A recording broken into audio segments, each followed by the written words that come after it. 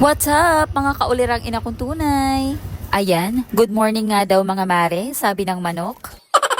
5:30 AM pa nga lang yan mga mare at kakaalis nga lang ni Budoy. Every time nga na umaalis si Budoy papuntang trabaho ay hindi na talaga ako nakakabalik ng tulog. Kaya naman nag-uumpisa na rin ako kung ano ang mga dapat kong gawin.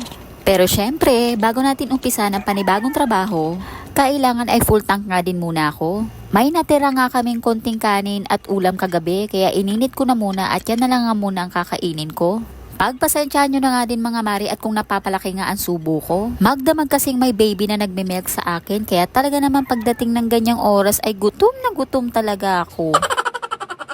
Hello mga mi na nagpapa-breastfeed. Alam ko makaka-relate kayo talaga sa akin. Pagkatapos ko nga kumain ay sakto namang nagising din itong batang maliit. Lately nga mga mare napapansin ko habang nadadagdagan nga ang edad ni Aliyah ay paiba-iba na nga siya ng mood ng pagtulog niya. Napapansin ko rin na kapag hindi niya ako nararamdaman na hindi niya na ako katabi ay bigla na nga lang siyang umiiyak. Ewan ko ba pero ganun talaga ang napapansin ko sa kanya lately. Maya-maya nga lang ay lumabas na kami dito sa kusina at mag-aantay sana ng araw. Kaso nga lang hindi nagpakita sa amin si Haring Araw.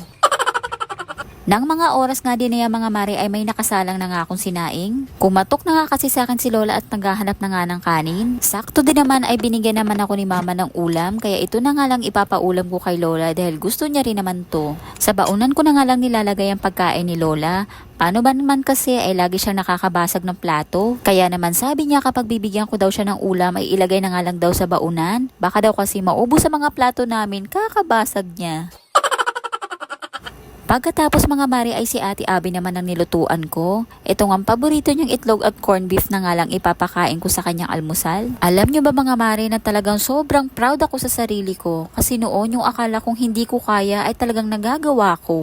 Iba talaga kapag naging nanay ka na, mas nagiging open-minded ka sa lahat ng bagay at higit sa lahat, hindi mo nararamdaman na nagiging super saiyan number 4 ka na pala.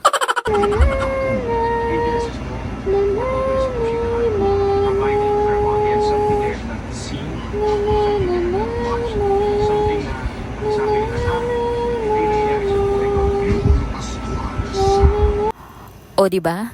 Kung pang rock and roll mga kantahan mo noon, ngayon ay la la la la la.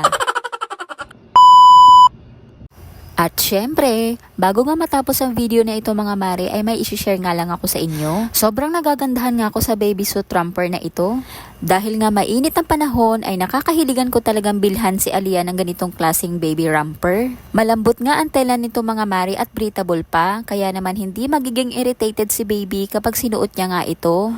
Kung presyo lang din naman ang pag-uusapan mga mare, abay pasok pa rin naman ito sa budget nyo. Kaya kung magustuhan nyo rin, ilalagay ko na lang yung link sa comment section. O siya, hanggang dito na lang muna mga mare. See you on my next vlog. God bless.